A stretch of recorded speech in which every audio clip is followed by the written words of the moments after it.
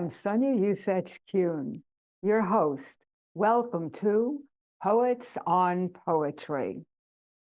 I will be speaking with members of the North Carolina Poetry Society, discussing the myriad components involved in the writing, the creation of a new poem. My guest today is Joan Barasovska. Did I get that right? I've been practicing. Beautiful. I've been practicing. So Joan lives in Chapel Hill. She is an academic therapist in private practice. She holds a master's degree in education. Welcome, Joan. Thank you, Sonia, and thank you for inviting me. Most welcome. Joan hosts a monthly poetry series at Mclntyre Books and serves as an officer on the board of the North Carolina Poetry Society. While not writing or teaching, she likes baking and cooking and taking pottery classes. Above all, she is a mom and a grandmother.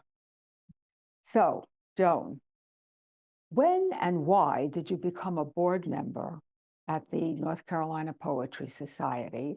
And also, please tell us about your position there. What do you do? I am the vice president of membership, which puts me 2 heartbeats away from the president. May she be healthy. How did I join the board? I was invited to. Joining the Poetry Society is a more interesting question, perhaps. I submitted a poem to the annual contest, and I had never submitted a poem to a contest before. I was what you could call a secret poet. I didn't show my poetry to anybody for many decades. And I submitted a poem and I got an honorable mention in this nature poetry contest. I was shocked and amazed, and I had joined the society in order to submit. And I drove to Weymouth Center for the Arts on Awards Day, and I have never looked back. That was 2013. I've been a board member for 7.5 years.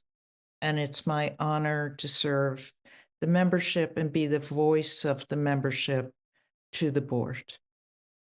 Well, that sounds wonderful. And I know of Weymouth. I've been there myself, so it's wonderful. I was there on Awards Day one year. Were you? And yeah. We have close to 500 members across the state. Well, that's a pretty good number. And a lot of poets in North Carolina, among all the other writers. We have a lot of other writers, novelists and mystery writers. Anyway, I'd like to hear about your series that you started at Mclntyre's bookstore in Farrington. Well, until the pandemic shut everything down, for 6 years, I was the co-host of the Poetry Society, or the poetry series at Flyleaf Books. And then after, when things began opening up, two other people took over they're friends of mine, took over the Flyleaf series, and I took on the Mclntyre series because the previous host retired from it. So every month, on the last Saturday of the month, we have 3 featured poets and an open mic, and the attendance, sometimes we're standing room only. It's a beautiful store, and they are just very gracious hosts to us. It's a beautiful store. I know it. I did a reading there. Thank you. I did. Congratulations. Thank you. It was a few years ago, before the pandemic. So I would like to say to you this: baking and cooking require ingredients. There are many as well in composing a poem, such as inspiration, theme, technique, and voice. Talk about which are prominent in your work. And it could be others that I didn't mention. Oh my. All those components are essential. I wait and wait for the spark that ignites a poem. That is outside of my control. I would say I write, if I'm lucky, I write a poem every 2 weeks. But I never know if I'm going to be ever able to write a poem again. That's always the fear. I have been able in the last years, through reading and reading and reading poets I admire, to hone my craft, to, as you said, technique, to improve my technique, to learn so much. I read and I think, how did she do it? And I take apart a poem I admire and try to think my way through it. So that's technique, craft. I read about the craft. What is more important? I can't put my finger on it. It's a kind of magic. I agree, and you must have a very strong muse, because if you can do one and two every 2 weeks, that's stuff that's really coming to you. Now, I can't And say it's finished. no, it never is. It always could have a tweak, Yeah. right? Yeah. Okay. Yeah. Well, we're all agreed on that. I'm just wondering if after this podcast is complete and you read some of your work, and maybe someone picks up one of your books, will they know your voice? Yes, I can't escape my voice. I was just talking to somebody about that last night. An artist, and she said, I recognize that all my work is my work. It's recognizable, and I can't escape my voice,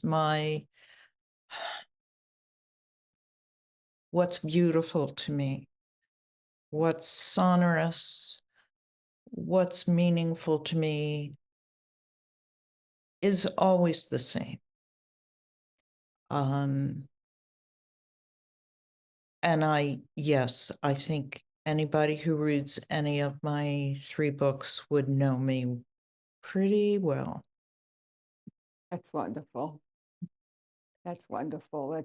You're established and recognized. Well, I recognize myself. Okay. Can't get All right. around that. I now have a 3-part question for you. Oh boy. And it has to do with your being an academic therapist. Mm-hmm. So what I would like you to tell us is how you use poetry with your students, and who are your students? Okay. Well, I work with kids. I have a private practice. I've been doing this for about 35 years. And I work with children of all ages. Sometimes I work with the same child for many years through high school graduation. My students generally have a learning difference and a psychological and or behavioral challenge. So that's the first part of the question. Oh no, how do I use poetry? Well, I find I don't have a problem finding poems that resonate with a child's challenges. And I use those poems, the theme of the poem, or perhaps the form of the poem, both to as an inspiration, as a spark, again, for the child to write their own poem.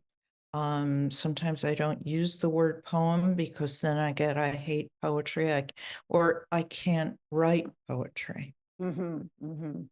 But poetry for a child who hates to write, who is scared of writing, is a very small commitment.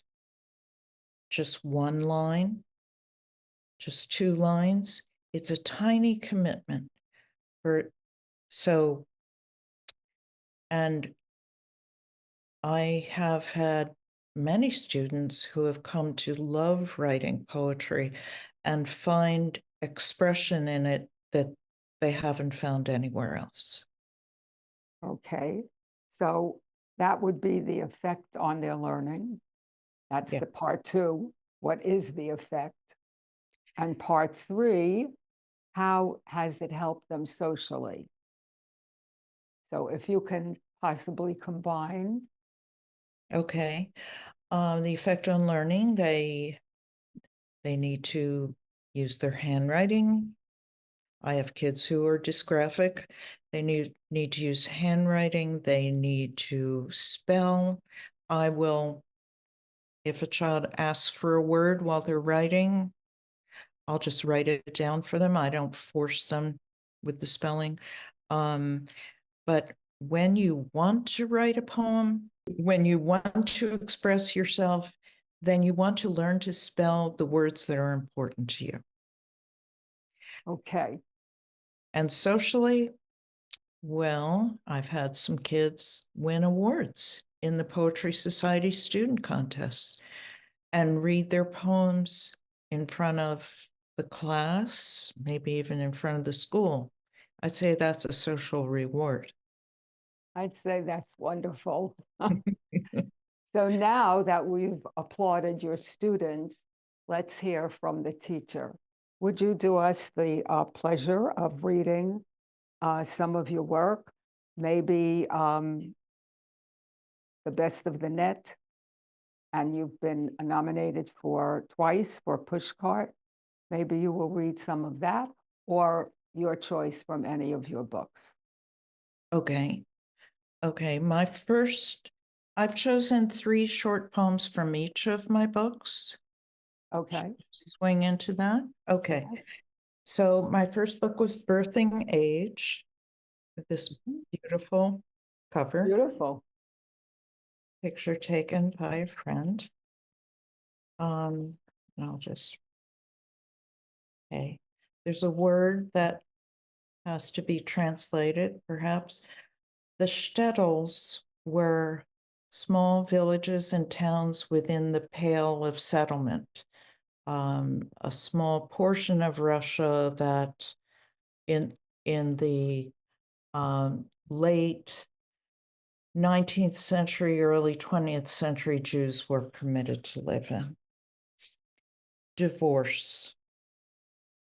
In the shtetl of my heart, I hoed weeds in rows of cabbages and potatoes. Mud crusted the hem of my black wool skirt. I stoked an iron stove to boil the thin peasant soup that fed my family. Daily, I tied a faded babushka under my chin. I muttered curses on the Tsar's head and wished him dead. In the village of my marriage, I hid kopecks in a twisted rag, tokens of my rage. At last, by moonlight, I trudged miles, footsore in worn boots, to book passage in steerage across waters I had never seen. A lifted lamp waited by the foreign shore. That's beautiful, and people who've seen the movie Fiddler on the Roof would be familiar with the shtetl.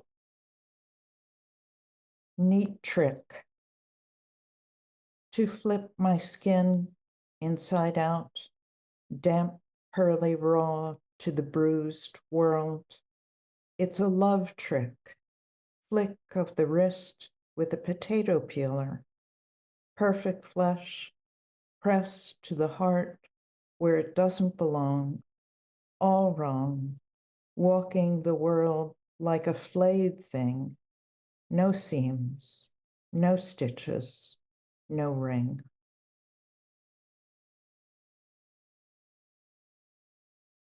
And the title poem of the book, Birthing Age. Birthing age is not painless. There are scars, bloody losses. It's slow labor, easy to ignore, years long, unlike the brutal hours of birthing life, slick, slippery, raging with need. I grow pregnant in ripe years, ready for release. Give me strength to lie down, bear down, birth this woman, bear forth her good news. Lovely. We're both aging women, and I write about age. All right, my second book is Carrying Clare. Can you see that okay? Clare is my daughter who just turned 40, but Clare was born with a rare disorder that required a lot of surgery and hospitalization. Mhm. We hand her over. Our Clare, lying on her back, is rolled off to an operating room. Candies, the stuffed black cat, is tucked beside her. No breakfast this morning. Clare has been whining about that. A nurse chats to Clare brightly, and she chats brightly back. She's lost to us, down a hallway, out of view. We sink sobbing into each other's arms in the first floor lobby of Children's Hospital. A huge aquarium bubbles in the middle of the room. We are shipwrecked, unable to see land. These are the days of ether and counting slowly backwards. We don't know what the hell to count on for our daughter. That nurse comes out to hand us candies. Joan, I have to say that we're coming close to the end. Can I ask you please to read the love poem that you brought? Yes, yes. And this is a good segue because the love poem is to my grandson, Claire's first child. And I wrote it for him when he was 3. And it's in Walter magazine. Oh, Walter. Valley. Yeah. And this is the illustration, not by me, believe me. Okay. Found magic for Ryan, age 3. Gray fox and I lock eyes across the path. February snow melts into daffodils, and summer greens blaze yellow in October. Listen to the tap, tap, tap, secret message in the trees, woodpecker's hurried telegram. Flakes of mica glint on ancient rocks, and the glowing moon rises every night but vanishes by early morning when we wake. How does a newborn baby know his brother loves him? Magic, my friend. Magic is everywhere. That's beautiful. You've been absolutely charming. Thank you so much for being here. And I want to close with these few words from Joy Harjo, because I think it represents you. As I write, I create myself again and again. So thank you very much for being my guest. Have a lovely evening. Thank you, Sonia, and thank you for having me. You've been listening to Poets on Poetry. This is Sonia Usatch-Kuhn, Rashawn Media, Peter Rashawn, producer.